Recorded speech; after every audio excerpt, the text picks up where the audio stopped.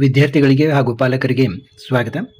ನೋಡಿ, ರಿವ್ಯಾಲ್ಯೂಯೇಷನ್ ಹಾಕಬೇಕೋ ಬೇಡವೋ ಅಂತ ಬಹಳಷ್ಟು ವಿದ್ಯಾರ್ಥಿಗಳಲ್ಲಿ ಮತ್ತು ಪಾಲಕರಲ್ಲಿ ಗೊಂದಲ ಇತ್ತು.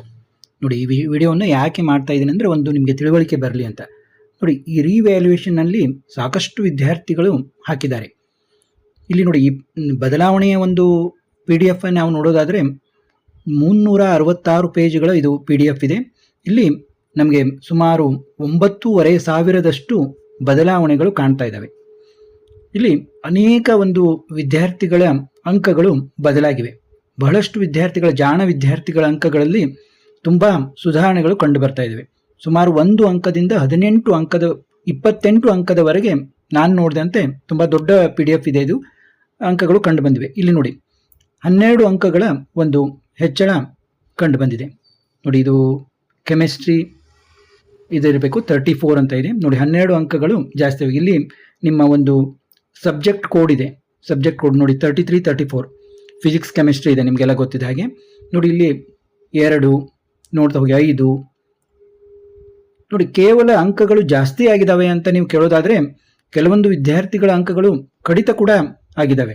ಇಲ್ಲಿ ನೋಡಿ -7 ಅಂದರೆ ಮರಳಿ ಕಡಿಮೆ ಆಗಿದೆ. -4, -3 ನೋಡಿ, ಇದು ತುಂಬ ದಡ್ಡತನ ಆಗುತ್ತೆ. ಆದ ಕಾರಣ ಯಾರು ನಿಜವಾಗಿ ಜಾಣರಿರ್ತಾರ, ಚೆನ್ನಾಗಿ ಬರೆದಿರ್ತಾರೆ, ಅವರು ಮಾತ್ರ ರಿವ್ಯಾಲ್ಯೂಯೇಷನ್ಗೆ ಹಾಕಬೇಕು ಮತ್ತು ನಿಜವಾಗಿಯೂ ಅವರ ಅಂಕಗಳು ತುಂಬ ಜಾಸ್ತಿ ಆಗಿದ್ದಾವೆ. ಇಲ್ಲಿ ನೋಡಿ, ಈ ವಿದ್ಯಾರ್ಥಿ ಅಂಕದಲ್ಲಿ 4 ಜಾಸ್ತಿ ಆಯಿತು, 6 ಜಾಸ್ತಿ ಆಯಿತು.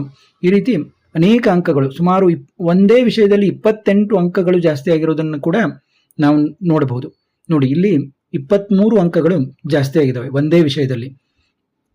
ಹೀಗೆ ನಾವು ನೋಡ್ತಾ ಹೋದರೆ ಬಹಳಷ್ಟು ಇದು ಕಾಣ್ತವೆ. ಇಲ್ಲಿ ನೋಡಿ, ಮೊದಲಿಗೆ ಇಲ್ಲಿ ವಿದ್ಯಾರ್ಥಿ ನೇಮ್ ಆಫ್ ದ ಕ್ಯಾಂಡಿಡೇಟ್ ಇದೆ, ವಿದ್ಯಾರ್ಥಿ ಹೆಸರಿದೆ, ರಿಜಿಸ್ಟರ್ ನಂಬರ್ ಇದೆ, ನಿಮ್ಮಲ್ಲಿ ಇದು ಯಾವ ಒಂದು ಇಸ್ವಿಯಲ್ಲಿ ಅವರು ಬರೆದಿದ್ರು ಅನ್ನೋದನ್ನು ಇಲ್ಲಿರುತ್ತೆ ಫಸ್ಟ್ಗೆ. ಆಮೇಲೆ 2025-26 ಅನ್ನೋದಿರುತ್ತೆ, ಕಾಲೇಜ್ ಕೋಡ್ ಇರುತ್ತೆ. ನಂತರ ಇಲ್ಲಿ ಫಸ್ಟ್ಗೆ ಇಯರ್ ಇರುತ್ತೆ, ಆಮೇಲೆ ಕಾಲೇಜ್ ಕೋಡ್ ಇರುತ್ತೆ, ಆಮೇಲೆ ನಿಮ್ಮ ನಂಬರ್ ಇರ್ತದೆ. ಇಲ್ಲಿ ನಿಮ್ಮ ಹೆಸರು ಕೂಡ, ವಿದ್ಯಾರ್ಥಿ ಹೆಸರುಗಳನ್ನು ಕೂಡ ನಾವು ನೋಡ್ಬೋದು. ಈ ರೀತಿ ಈ ಒಂದು PDF ಇದೆ. ಇದು ತುಂಬ ಲಾಂಗ್ ಇರುವಂಥ PDF. ಇಲ್ಲಿ ನಿಮಗೆ 9,132 ಅಂದರೆ ಅಷ್ಟು ಸಬ್ಜೆಕ್ಟ್ಗಳಲ್ಲಿ, ಅಂದರೆ ಒಂದೊಂದು ವಿದ್ಯಾರ್ಥಿ ಒಂದು ವೇಳೆ 2 ಸಬ್ಜೆಕ್ಟ್ಗಳಲ್ಲಿ ಹಾಕಿದ್ದಾರೆ ಅಂತ ನಾವು ಒಂದು ತೆಗೆದುಕೊಂಡ್ರು ಸುಮಾರು 4,000ಕ್ಕಿಂತ ಹೆಚ್ಚು ವಿದ್ಯಾರ್ಥಿಗಳ ಅಂಕಗಳಲ್ಲಿ ಬದಲಾವಣೆ ಆಗಿದೆ. ಇದರಲ್ಲಿ ಸಾಕಷ್ಟು ವಿದ್ಯಾರ್ಥಿಗಳ ಅಂಕಗಳಲ್ಲಿ ಹೆಚ್ಚಳ ಕೂಡ ಆಗಿರೋದನ್ನು ನಾವು ಕಾಣ್ತೀವಿ. ಆದ ಕಾರಣ ಯಾರು ಚೆನ್ನಾಗಿ ಬರೆದಿರ್ತೀರಿ ಅವರು ರಿವ್ಯಾಲ್ಯೂಯೇಷನ್ ಹಾಕೋದ್ರಲ್ಲಿ ನಿಮಗೆ ತುಂಬ ಲಾಭನೇ ಇದೆ. ನೋಡಿ, ಸುಮಾರು ಅಂಕಗಳು 10 ಅಂಕ. ನೋಡಿ, ಇಲ್ಲಿ ಬಹಳಷ್ಟು ವಿದ್ಯಾರ್ಥಿಗಳ ಅಂಕಗಳು ಪ್ಲಸ್ನಲ್ಲಿದ್ದಾವೆ. ಇಲ್ಲಿ 10 ಅಂಕ. ಬಹಳಷ್ಟು ವಿದ್ಯಾರ್ಥಿಗಳ ಅಂಕಗಳು ಜಾಸ್ತಿ ಆಗಿದ್ದಾವೆ. ಯಾರು ವಿದ್ಯಾರ್ಥಿಗಳು ಚೆನ್ನಾಗಿ ಬರೆದಿರೋದಿಲ್ಲ ಅವರ ಅಂಕಗಳು ಮೈನಸ್ ಕೂಡ ಆಗಿದ್ದಾವೆ. ಅದನ್ನು ಕೂಡ ನೀವು ಗಮನದಲ್ಲಿ ಇಟ್ಕೋಬೇಕು. ಸುಮಾರು ವಿಷಯಗಳಲ್ಲಿ ವಿದ್ಯಾರ್ಥಿಗಳ ಅಂಕಗಳು ಜಾಸ್ತಿ ಆಗಿರೋದನ್ನು ನಾವಿಲ್ಲಿ ನೋಡ್ತೀವಿ.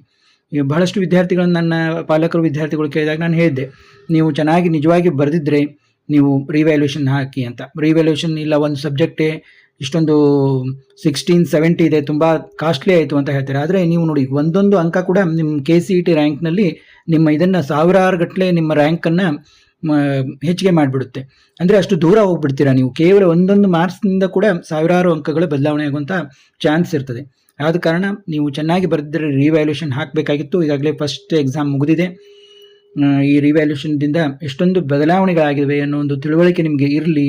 ನಿಮಗೆ ಮುಂದೆ ಕೂಡ ಇದು ನೀವೇನಾದರೂ ಎಕ್ಸಾಮ್ ಕಟ್ಟಿದರೆ ಮತ್ತು ಆವಾಗ ನಿಮಗೆ ರಿವ್ಯಾಲ್ಯೂಯೇಷನ್ ಹಾಕುವಂಥ ಸಂದರ್ಭ ಬಂದರೆ, ನೀವು ಚೆನ್ನಾಗಿ ಬರೆದಿದ್ದು ಕೂಡ ನಿಮ್ಮ ಅಂಕಗಳು ಕಡಿಮೆ ಬಂದಿದ್ದರೆ ನೀವು ರಿವ್ಯಾಲ್ಯೂಯೇಷನ್ ಹಾಕ್ಬೋದು ಅಂತ ನಿಮಗೆ ತಿಳಿಯಲಿ ಅಂತ ಈ ವಿಡಿಯೋವನ್ನು ಮಾಡ್ತಾಯಿದ್ದೀನಿ. ನೋಡಿ, ಸಾಕಷ್ಟು ಚೇಂಜಸ್ಗಳು ಇಲ್ಲಿ ವಿದ್ಯಾರ್ಥಿಗಳು ನೋಡಿ ಎಲ್ಲ ಪಾಸಿಟಿವ್ ಆಗೇ ಇದ್ದಾವೆ. ಬಹಳಷ್ಟು ಪಾಸಿಟಿವ್ ಆಗಿದ್ದಾವೆ, ನೆಗೆಟಿವ್ ಕಡಿಮೆ ಇದೆ.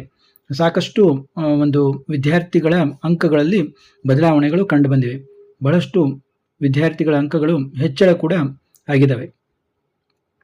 ಇದನ್ನು ನಾವು ಇಲ್ಲಿ ಒಂದು ಇದರಲ್ಲಿ ನೋಡಬಹುದು. ವಿದ್ಯಾರ್ಥಿಗಳ ಹೆಸರು, ರಿಜಿಸ್ಟರ್ ನಂಬರು, ಇದು ಎಲ್ಲ ಇದೆ.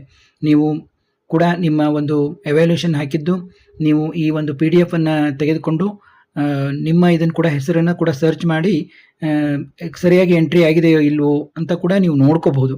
ನೋಡಿ, ಇಲ್ಲಿ ಒಂದು ವಿದ್ಯಾರ್ಥಿಗೆ 22 ಅಂಕಗಳು ಜಾಸ್ತಿ ಆಗಿದ್ದಾವೆ. ಈ ರೀತಿ ಸಾಕಷ್ಟು ಅಂಕಗಳು ಜಾಸ್ತಿ ಆಗಿವೆ. ಒಂದೊಂದು ಸಬ್ಜೆಕ್ಟ್ನಲ್ಲಿ ಅದು ಆಗಿರುವಂಥ ಅಂಕಗಳು, ಒಂದೊಂದು ಸಬ್ಜೆಕ್ಟ್ನಲ್ಲಿ ಅಷ್ಟು ಅಂಕಗಳು ಜಾಸ್ತಿ ಆಗಿರೋದನ್ನು ನಾವು ಕಾಣ್ತೀವಿ. ಮುಂದೆ ನಿಮಗೆ KCET ಗೈಡೆನ್ಸ್ ಇತ್ಯಾದಿ ಬೇಕಂದರೆ ನನ್ನ ನಂಬರ್ಗೆ ಕಾಲ್ ಮಾಡಿ ನೀವು ಕೇಳಬಹುದು. ಮತ್ತೊಂದು ವಿಡಿಯೋದೊಂದಿಗೆ ಭೇಟಿಯಾಗೋಣ.